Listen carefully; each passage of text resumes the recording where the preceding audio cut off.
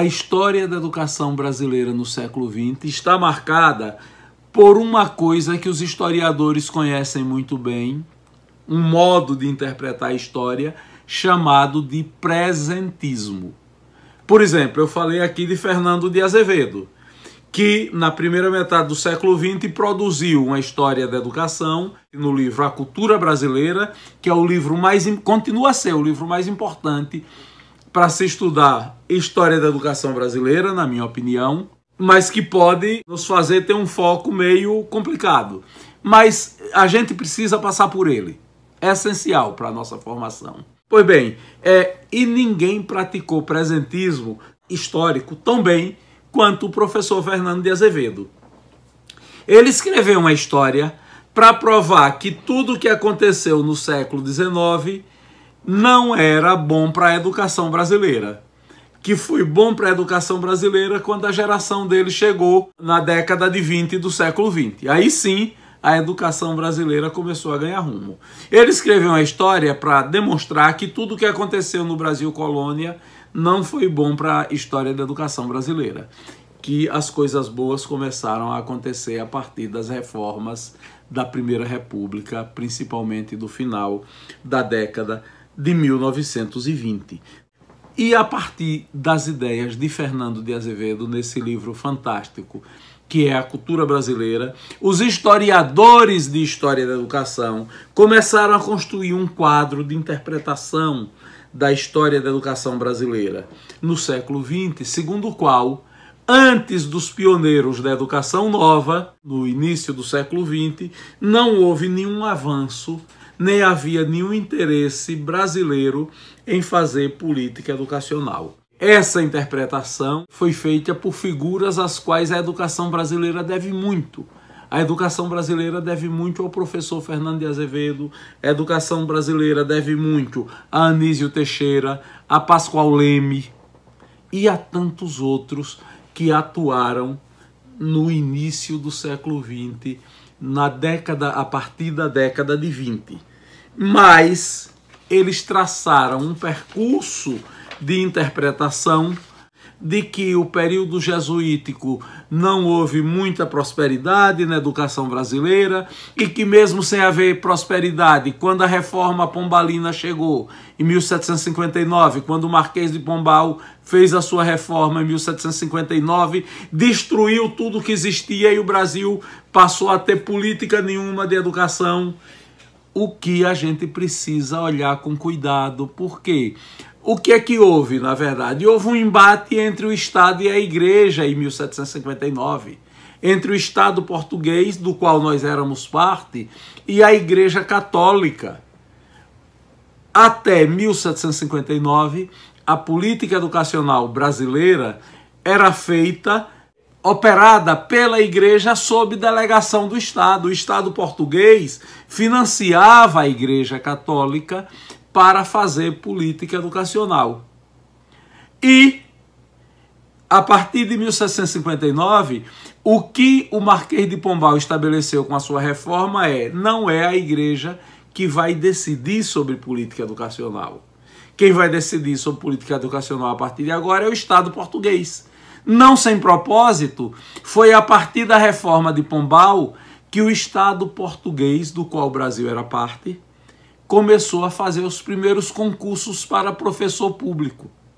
A carreira docente, a carreira de professor do ensino público, começa com a reforma do Marquês de Pombal, com as tais aulas régias. É aí que começa a carreira de professor público no Brasil, de professor do ensino público no Brasil. Então é importante, mas todavia Fernando de Azevedo nos convenceu em A Cultura Brasileira de que não havia acontecido nada. O Império, tanto o Reino Unido de Portugal e Algarves, Portugal, Brasil e Algarves, a partir de 1808, com a transferência da família real portuguesa para o Brasil, com o estabelecimento da cidade do Rio de Janeiro como sede do governo de Portugal. Tanto a partir daí, como durante todo o período do Império, com os dois Pedros, o primeiro e o segundo, nós tivemos registros importantíssimos de política educacional. Fernando Azevedo costuma dizer, não havia ensino superior. As as 4 grandes faculdades brasileiras, as primeiras foram criadas no Império. E mais, não se fala de outra modalidade de ensino superior importante, que havia desde que Dom João VI chegou aqui, as academias militares. Os cursos de engenharia, de química, de matemática, de física, se desenvolveram nas academias militares. Os primeiros engenheiros brasileiros foram militares formados nas academias militares. A engenharia, os militares precisavam da engenharia para fazer a guerra. Os militares precisaram abrir estradas, construir pontes, precisaram da engenharia naval para construir navios, precisaram da engenharia com um conhecimento desenvolvidíssimo da física e da química para construir canhões, para produzir armamentos, para lidar com explosivos. Tudo isso foi desenvolvido nas academias militares. São saberes desenvolvidos nas academias militares. Então não dá para dizer simplesmente que não havia ensino superior até a República. Havia. A Lei Geral do Ensino é de 1827. O imperador Pedro I estabeleceu a Lei Geral do Ensino, que regulamentou o ensino primário no Brasil. Então, e por aí a gente vai. Por exemplo, regulamentou o ensino ginasial, o acesso às faculdades, ao ensino superior. E há muita coisa a discutir de história da educação brasileira antes do século XX, que o estudo fantástico feito por Fernando de Azevedo apagou. Mas é importante. A gente, para entender essas coisas que aconteceram lá atrás, a gente precisa apanhar interpretações e informações que estão no livro de Fernando de Azevedo, A Cultura Brasileira, que foi feito com o objetivo de negar o que tinha acontecido antes. Mas para negar, ele precisou informar o que é que ele estava negando. É uma pesquisa fantástica que ele fez, essencial para a gente compreender a história da educação brasileira. Nós poderíamos conversar aqui muitas horas a respeito dessa questão, mas a gente precisa compreender efetivamente os grandes momentos que as reformas do ensino viveram no Brasil do século XX. A Primeira República, para a gente ter ideia, só durante a Primeira República, entre 1889 e 1930, o Brasil viveu 5 grandes reformas do ensino. Da Primeira República, a gente tem algo essencial para a história da educação brasileira, que é a implantação do sistema de grupos escolares. Ou seja, o reconhecimento da escola pública que oferecia o ensino primário público gratuito em 4 anos, numa única escola, que arrebentou com o antigo sistema das aulas isoladas e construiu uma coisa muito boa, que foi o ensino seriado. É preciso que a gente reconheça as reformas que foram feitas sob a era Vargas. Vargas dá o golpe de Estado em 1930, assume o poder, fica no poder até 1945, são 15 anos de era Vargas, e nesse período a gente tem uma ditadura cruel, que é o Estado Novo, liderado por Vargas, mas a gente tem conquistas importantíssimas. A criação do Ministério da Educação em 1931. Até 1931 o Brasil não tinha um ministério para cuidar da política educacional. Isso aparece em 1931. A consagração do princípio de que o ensino primário deve ser gratuito e para todos, que aparece com a Constituição de 1934. E 2 reformas essenciais. A reforma Francisco Campos, em 1931, essa que cria o Ministério da Educação, e a reforma Gustavo Capanema, em 42, que cria instituições como o INEP, que existe até hoje, o Instituto Nacional de Pesquisas Educacionais, o SENAI e o SENAC. Importante.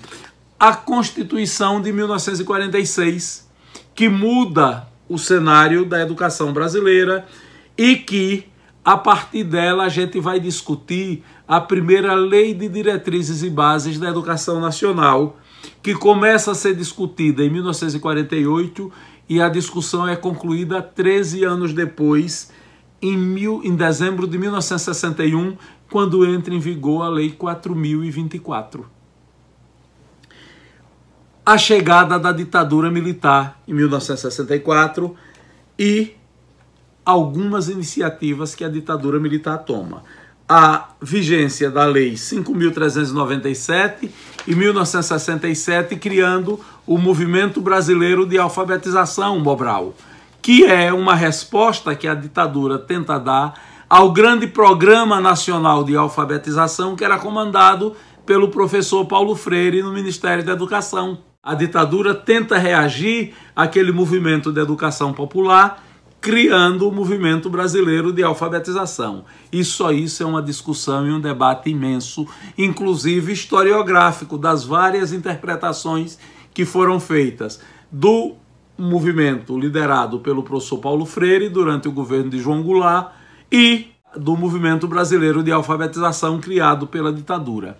A reforma do ensino superior brasileiro em 1968, que a ditadura implementa com a Lei 5.540 e a entrada em vigor da Lei 5.692 em 1971, que transforma, que unifica o ensino primário e o ensino ginasial, acabando com uma instituição horrível que havia na educação brasileira, chamada Exame de Admissão ao Ginásio, que era um nó excludente na escola, que depois de estudar os primeiros 4 anos de estudo, as crianças chegavam aos 11 anos de idade e tinham que enfrentar um concurso para saber se ia ter direito a continuar estudando aos 12 anos, que era o exame de admissão ao ginásio. Se fosse eliminado, encerrava ali aos 11 anos de idade e com apenas 4 anos de estudo a sua carreira de estudante. Eu sou de uma das últimas gerações que se submeteu ao exame de admissão ao ginásio. Isso, a unificação, isso é um grande avanço que nos chega com a ditadura. Garantir 8 anos de escolarização, juntando o antigo primário e o antigo ginásio. Isso é um avanço democrático que contraditoriamente chega com a ditadura militar. E as reformas que vieram depois da Constituição de 1988, a mais importante delas, a Lei 9.394, e na esteira da Lei 9.394 veio o Fundo de Desenvolvimento da Educação, do Ensino Fundamental, o Fundef, nos anos 90, em 1996, que é o último grande movimento do século XX, porque os outros que a gente conhece agora vieram no século XXI. Então, é essa síntese que eu queria fazer para vocês, mas mais do que a síntese, mostrando que é necessário que a gente entenda que tipo de interpretação está sendo feita das reformas de educação que vigoraram durante o século XX. Espero não ter frustrado a expectativa de vocês, espero ter atingido o seu objetivo. Muito obrigado.